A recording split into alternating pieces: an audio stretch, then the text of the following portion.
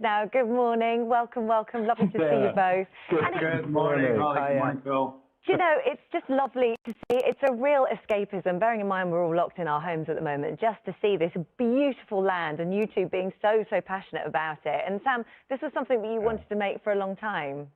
That's right, yeah. And I think, I mean, I have to pinch myself. You know, I went on this fantastic road trip with, you know, my good friend here, Graham McTavish, and we survived. You know, we didn't crash too many times. And we got to experience the amazing Scottish landscape and the people and the culture and everything else in between.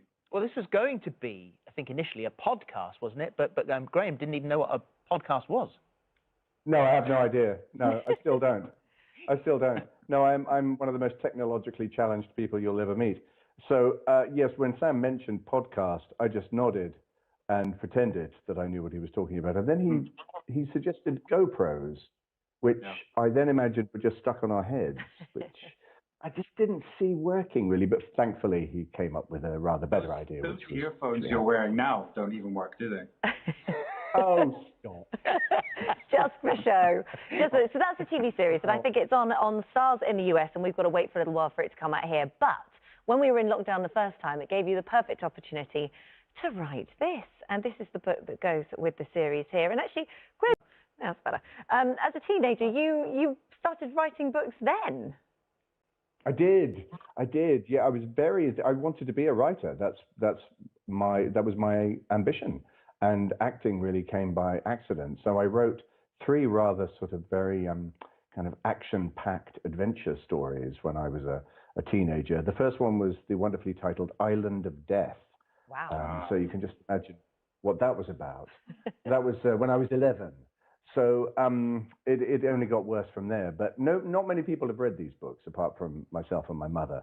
So hopefully they'll come out soon.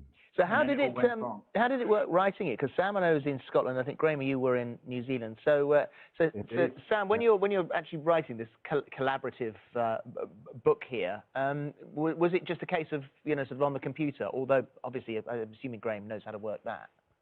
Yeah, Graham was probably ink and quill, I imagine. You know, he was sending his writing by carrier pigeon. But no, we were writing up during lockdown, and I think, to be honest, that was in a way a blessing because we got to dedicate a lot of time to writing, and it was great. It became this conversation because we were both writing in real time on an online document, so you could see the other person writing, which meant there was a lot of back and forth between us, and this is where we get the banter and the sort of difference of opinion.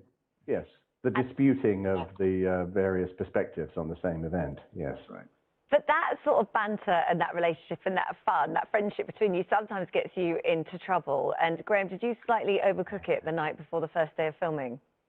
Well, yes. I mean, I would blame Duncan Lacroix if he's watching. I blame you, Duncan. You came and joined us at the hotel, and I stayed up far too late. We should explain he's also in Outlander. Yes, he is. He is. And I ended up staying up far too. Yes, I stayed up far too late. And when I emerged in the morning, I was feeling wretched. Sam was like some kind of muscular Springer Spaniel. He was absolutely fine, and just jumped into the van. And we hadn't planned who was going to drive. So much of this was completely unplanned. So him jumping in the van and then driving for the entire time we were on the road was completely by accident. But it was quite a... How was the driving, Sam? Were you... Well, I did hesitate. I didn't really tell Graham that I hadn't actually ever driven anything of this size. And also I hadn't driven stick shift or manual for a number of years. I only passed my driving test when I was 30. So passed your test. Yes, when you were 30. Yeah. 30. So... But we made it. We're still alive. You are still alive. But you do, Sam, you do delight in putting Graham in the most uncomfortable of situations. Oh, it's definitely a childish, joy a pleasure of mine. But to see him, this man who plays all these sort of very strong, aggressive, kind of machoistic characters, he's a pussycat, and it's great to see him terrified. What? Yes. Go for it, Graham, sorry. No, he would literally try and make me jump. So we'd be driving and he would just suddenly try and make me jump. I mean, it was like being with a child for the duration. Yeah, I suddenly feel really bad because that's something I do in here quite a lot. All the time, all the time. I feel your pain. I'm just desperately trying to make her swear on the telly. not far off hand. You obviously doing something like this and around, as Holly said, such a stunning country, and the heritage and the dreams and aspirations of yourselves. Sam, getting to Murrayfield, that must have been a big moment for you.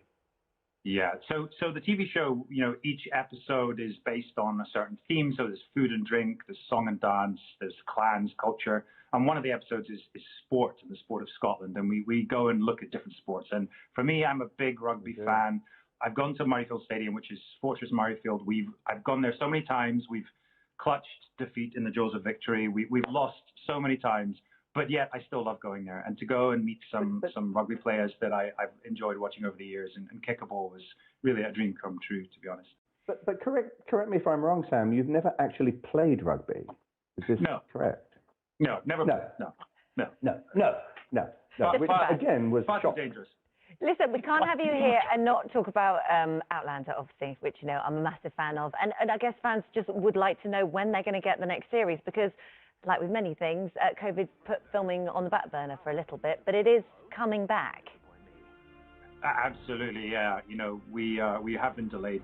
We were supposed to start shooting in May, but we are gearing up. We've been having costume fittings. We've got the scripts. You know, we've had to develop a new way to work. You know, but we're getting there, and it is such an epic show.